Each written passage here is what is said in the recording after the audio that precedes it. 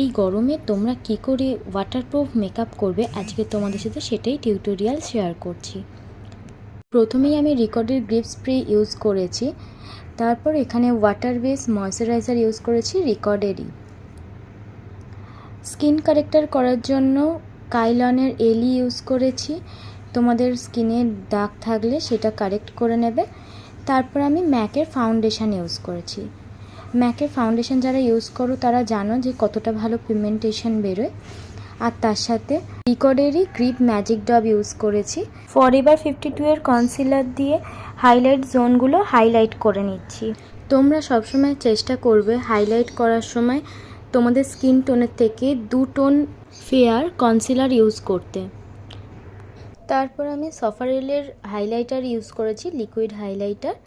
তোমরা চাইলে যে কোনো কোম্পানির হাইলাইটার ইউজ করতে পারো, যেমন আইকনিক আছে, প্যাগ আছে, সুইস বিউটি, মার্সের। তবে আমার এই হাইলাইটারটা পার্সোনালি খুব ভালো লাগে। এখানে আমি RCMA কোম্পানির হোয়াইট পাউডার ইউজ করেছি, এটা মেকআপকে খুব সুন্দরভাবে লক করে। তোমরা চাইলে যে কোনো কোম্পানির পাউডার ইউজ করতে পারো। তারপর আমি ম্যাকের ফিক্সচার দিয়ে মেকআপটাকে লক করে নিয়েছি। তোমরা চাইলে রিকর্ডের গ্রিপ স্প্রেটাও ইউজ করতে পারো, তবে আমার পার্সোনালি ম্যাকের স্প্রেটা ভীষণ ভালো লাগে। এরকম আরও টিউটোরিয়াল দেখতে আমার চ্যানেলটাকে ফলো করো।